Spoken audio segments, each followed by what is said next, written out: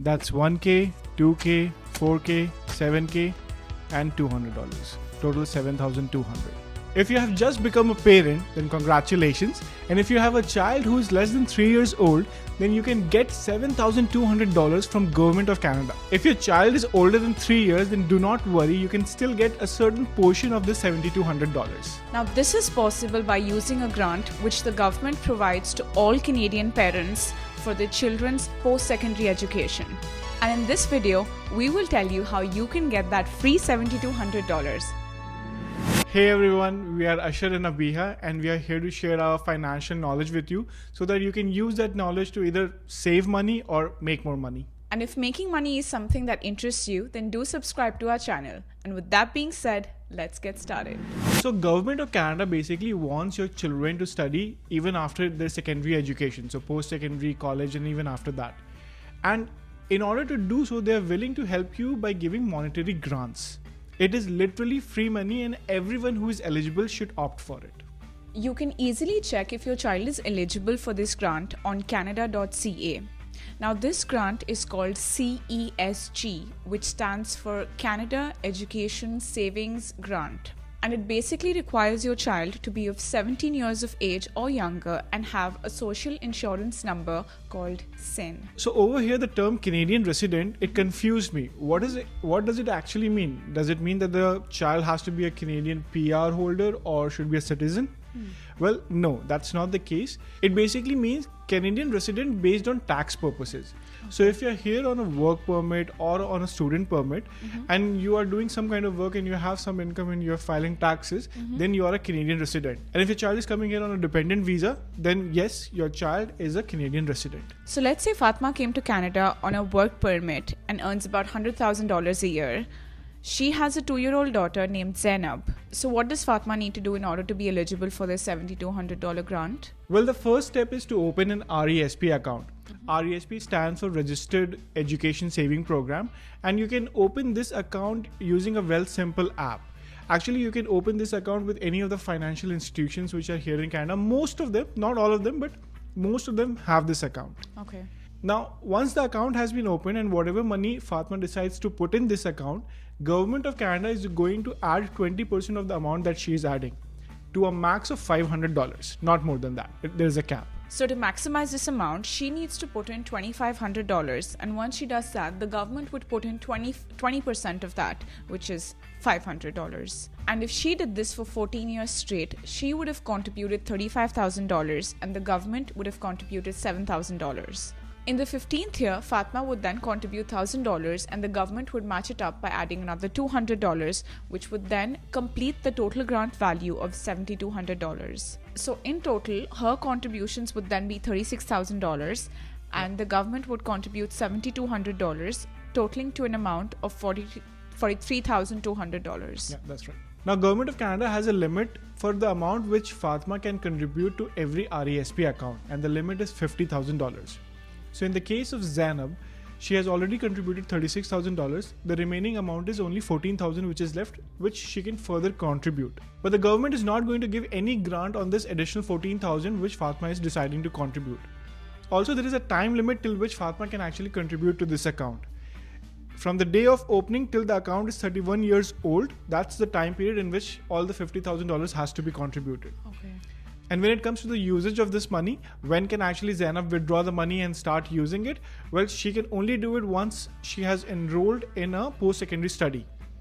And there's a time limit for this as well. She can do it until she turns 35 years old. So she can enroll in a post-secondary study even later in her career, in her mid-30s for that matter. Another very important point is that the Government of Canada is going to stop paying the grant once the child turns 17. So it is highly advisable to get the entire government grant of $7,200 before the child turns 17. Now there can be a case where Zainab decides not to go to college. But even then, there is a way to get the money out. But that will be a part of another video which we will link here once it's ready. As mentioned earlier, the maximum RSP limit per child is $50,000.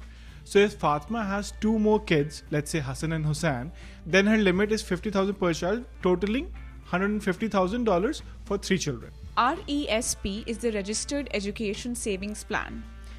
And well, it's not a savings account. So the money that you put inside this account can be invested. Now let's say Fatima decides to invest this RESP amount of $3,000 into an index fund which has a 7% return rate annually. Now this amount would then, at the end of 15 years, grow to become $80,664, which Zainab can then use. The $80,664, which is now there in the RESP account, it will be in 3 categories. The first category is contribution, then grants, and then the returns which have come. Now, for the purposes of tax, it is very important that when Zainab starts spending this money, she first spends the grants and the returns and then later move on to the contributions. So the money inside the grants and returns is taxed, whereas the money inside contributions is not taxed. And when Zainab starts off, when she's little, she's going to school, so she has little to no income. So there is a possibility that she's going to be taxed a very small amount. Yeah, this is the case of the marginal tax rates that we have in Canada. So the first $12,500 any person who earns, and if that is the only income, there is no tax on that. Yeah. So in the first year of post-secondary education, when Zainab starts her studies, she will have, she's whatever money that she's spending, if she's spending from contributions, if she's spending from grants and returns, and if it is less than $12,500, then she's actually paying no tax on that. Yeah. Later in her career, when she might start doing some part-time jobs or anything, she can be a teaching assistant or graduate assistant, and she will have some income from the university as well. So in later years, when she starts withdrawing from contribution, there is no tax on that because the tax has already been paid. Yeah. In conclusion, if you're a parent or a guardian, then you should open the RESP account for your child as soon as possible. Yeah. If possible, open when the child has been born, and as soon as the child gets a SIN number, then only you should open the account. Yeah. Because you get only 17 years to get the contribution from the government of Canada. Let's take an example. Let's say your child is 7 years old and now you're opening the RESP account. So you have already lost 7 years and now you have only 10 years to get the government grant. So whatever amount of money you put in, no matter if it is even more than $2,500, you will only get $500 per year from Government of Canada towards the CESG grant.